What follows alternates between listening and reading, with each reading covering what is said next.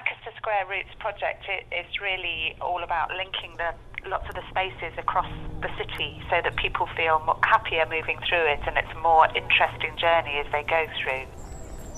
The corner of Great John Street and Gage Street marks the entrance to the Square Routes journey, and we feel this should be celebrated.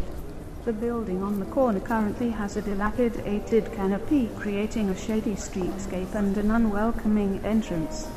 Here is a great opportunity to define the corner with a new lightweight cover that is beautiful and hints at what may lie at the end of the journey. A living canopy flush with plants could overhang the street, creating a green cover to the pavement. This gateway would give the corner a new, fresh lease of life. The canopy would grow and change with the seasons, providing a vibrant welcome for people as they move from Dalton Square into the city centre. I think Horseshoe Corner is a really important point because it's kind of almost the hub of the city where the two main shopping streets cross.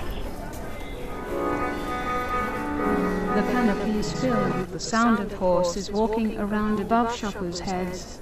The clip-clop of the hooves respond to the pedestrian movement below, becoming more in number and more rhythmically vigorous as the space fills with shoppers. At night, the canopy glows with lights that track the sounds, creating a dynamic space and a focal point at the end of several vistas.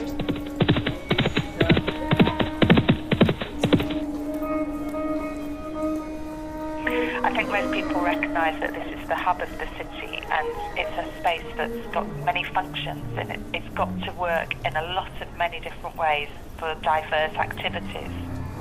It's where people arrange to meet, and after school it's packed out with school kids. They all meet in the square, you know. So that's actually something I think it should be considered as well.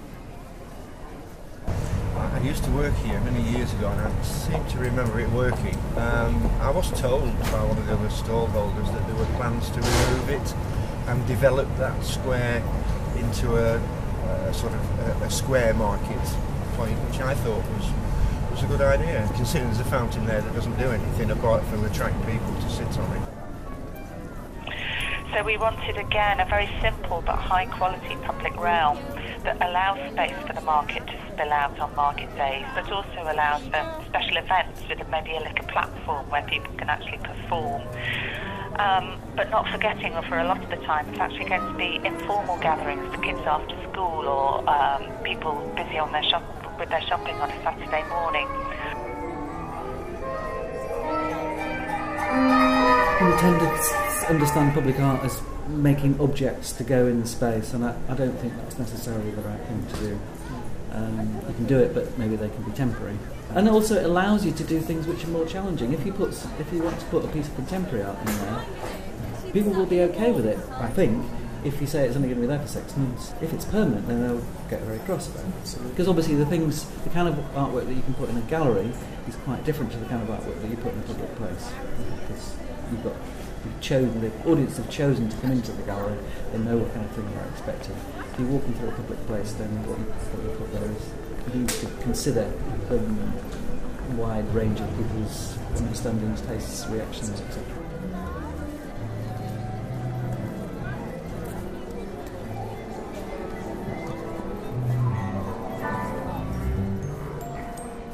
We propose a mobile performance space-based reinterpretation of a Georgian music box. The reflective surface will bounce light around the space and give focus to one side of the square. The box will unfold to reveal a stage and gallery space, turning the square into a theatrical plaza filled with music and merriment.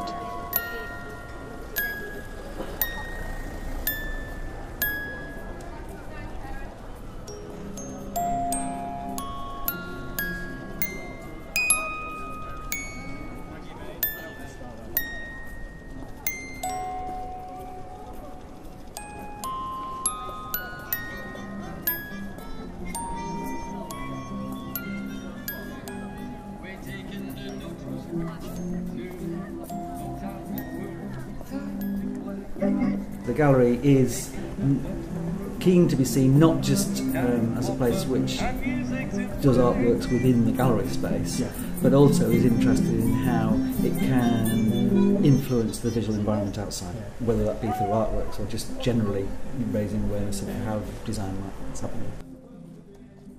The space around the castle is really important because it's kind of the linking route from the urban core of the city out to Vicarage Fields and Key Meadows.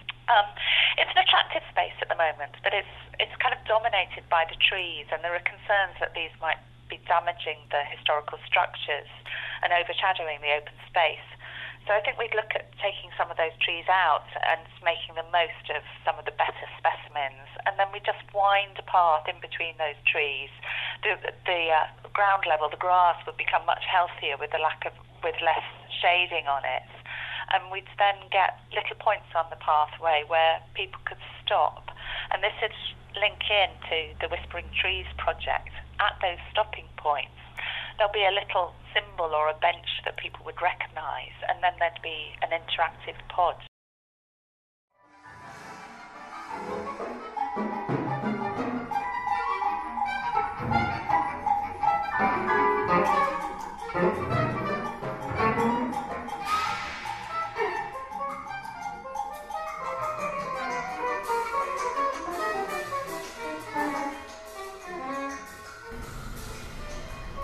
A series of whispering trees next to Castle tell tales of Lancaster history and folklore.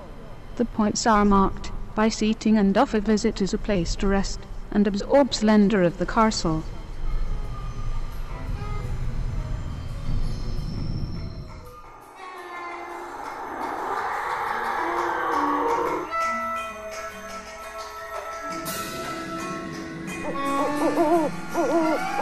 So Vicarage Fields, you've got fantastic views from there, obviously out towards the Lake District, but it's also a very important archaeological site, and there's a really vibrant history behind the area.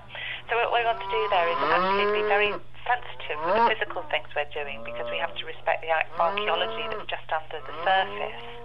But we want to improve the interpretation of that history, and so actually draw people across the site, and then again link into some of the storytelling to explain to them what's gone on in the past.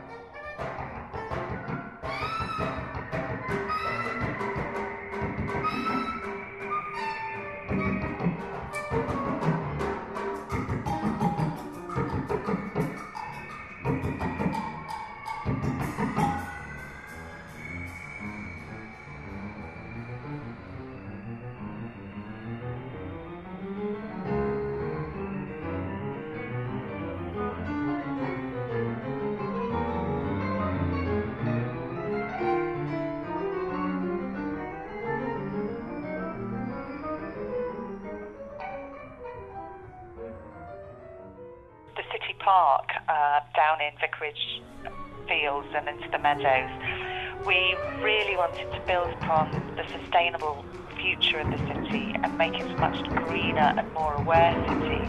And we wanted a flagship space where people actually could realise how they could grow fruit and vegetables, have display gardens, have a hub where people could hire bikes and cycle out to Morecambe, and really make that agenda a very strong focus of that space.